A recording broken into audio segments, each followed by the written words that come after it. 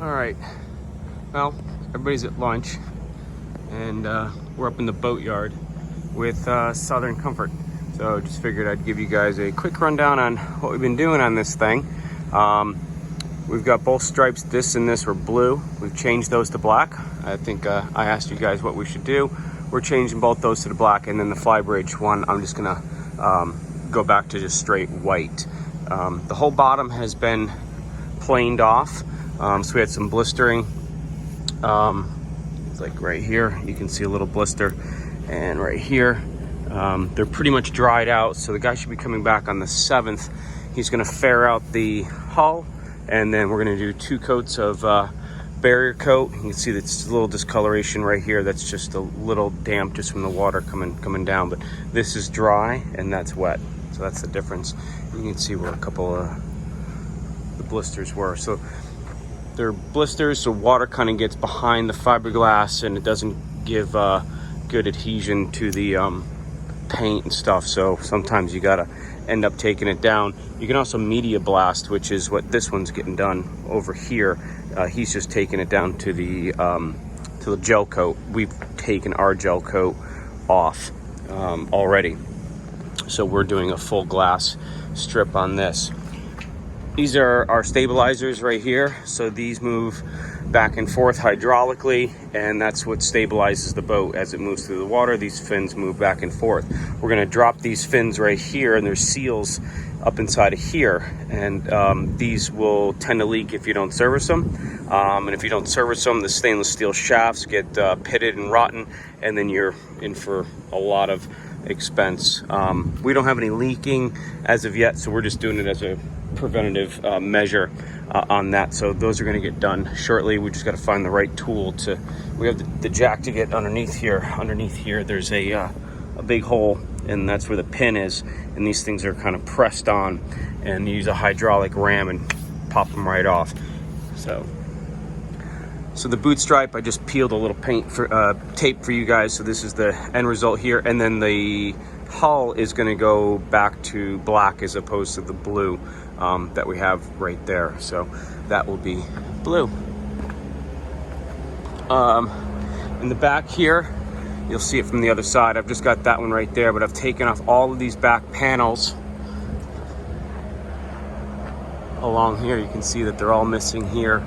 I'll come over to the other side. You can see that again, stripped, and the shafts and struts and props all look to be in pretty decent shape. But come up there, you can see that all this stuff I've taken down. I brought that all back to my shop, and I've painted all that in my shop. It's a little bit better to do there, and I've got to do all of underneath here, and all of the handrails all the way up need to get sanded and painted. We haven't done second coat up here, so you can still see a little bit of the white coming through there.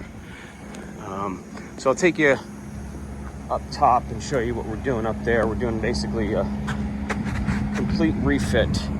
You wonder why things cost so much. Most of the time it's just the labor. Realistically, and we've done the windows here. I've got all this faired out.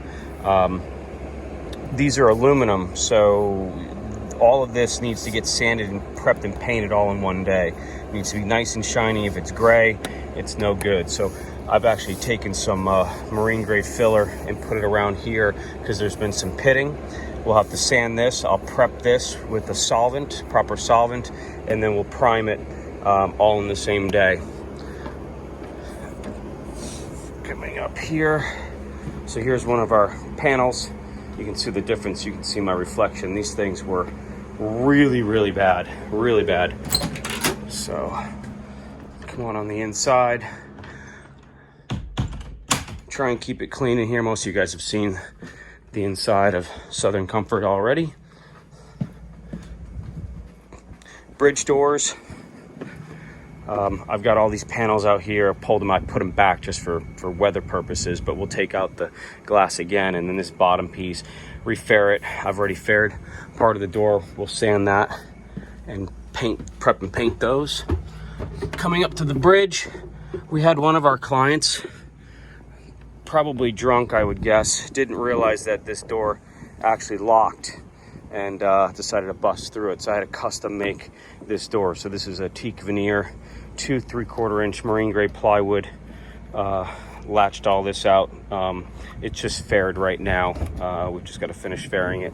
But we've taken everything out up here. All of the screws along here, all the panels, speakers, everything. This radar arch is aluminum, and it's really the death of me.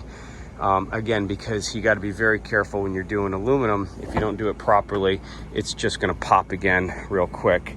So I've come through and faired all of this, sanded all of this. This whole thing came out. This whole thing came out. This whole thing came out all the way, and that whole thing came out. And then up top was about this, you know, on top that you can barely see. I had to grind down and fair all the way out as well. So move the bench here so we can gain access, and I can finish priming and prepping this. Here's the blue stripe that we've taken off, all up down, and then all of this will get primed hopefully today. It's already been sanded. We start with an 80 grit, depending on how bad it is, an 80 grit, and then up to a 220. And then after we're done painting, we'll just do a quick 400 with it. All this was chipped in here, all nice and faired out. So lots and lots and lots of work. Even this door over here, this was originally all caulked in, and we went back through and fiberglassed all this in and just faired it in. And the same thing around here, little places where it leaks, we've just minimized our exposure to that. So little pits and stuff like that. So that's pretty much it. We are almost ready for primer up here, and we'll see how the rest of it goes.